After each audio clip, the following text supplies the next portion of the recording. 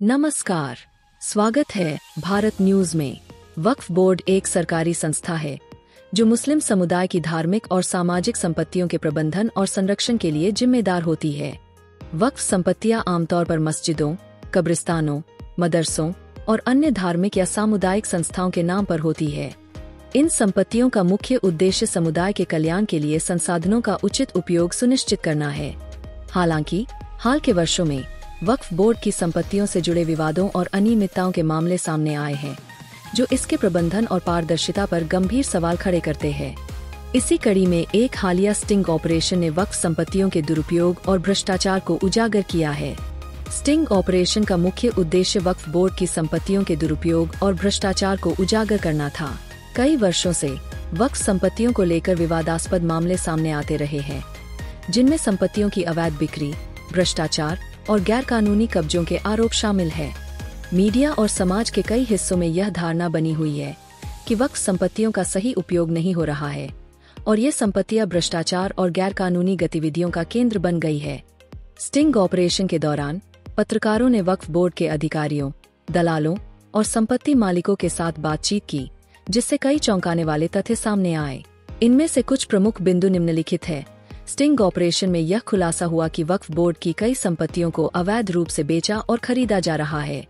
अधिकारियों और दलालों की मिलीभगत से संपत्तियों का बाजार मूल्य से कम मूल्यांकन कर उन्हें निजी स्वार्थ के लिए बेच दिया जाता है।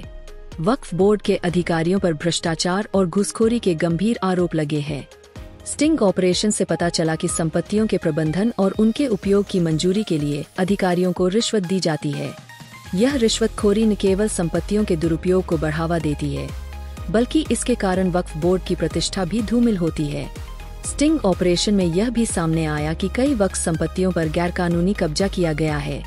इन संपत्तियों को या तो प्राइवेट पार्टियों को किराए पर दिया गया है या फिर उन्हें अन्य उद्देश्यों के लिए उपयोग किया जा रहा है, जो वक्फ संपत्तियों के उद्देश्यों के खिलाफ है। वक्फ बोर्ड की संपत्तियों के प्रबंधन में पारदर्शिता की कमी स्पष्ट रूप से दिखाई दी। संपत्तियों की सूची, उनकी स्थिति और उनके उपयोग के बारे में जानकारी को गुप्त रखा गया है, जिससे संपत्तियों के दुरुपयोग की संभावना बढ़ जाती है। स्टिंग ऑपरेशन के बाद वक्फ बोर्ड और सरकार ने इस मामले को गंभीरता से लिया है। अधिकारियों ने जांच के आदेश दिए हैं और दोषियों के खिलाफ कड़ी कार्रवाई का आश्वासन दिया है। वक्फ बोर्ड ने यह भी कहा है कि वह संपत्तियों के प्रबंधन में पारदर्शिता बढ़ाने और भ्रष्टाचार को समाप्त करने के लिए ठोस कदम उठाएगा। इसके लिए एक स्वतंत्र जांच समिति के गठन का भी प्रस्ताव दिया गया है, जो वक्फ संपत्तियों के दुरुपयोग और भ्रष्टाचार की जांच करेगी। इस स्टिंग ऑपरेशन ने समाज और मीडिया में भी हलचल मचा दी है।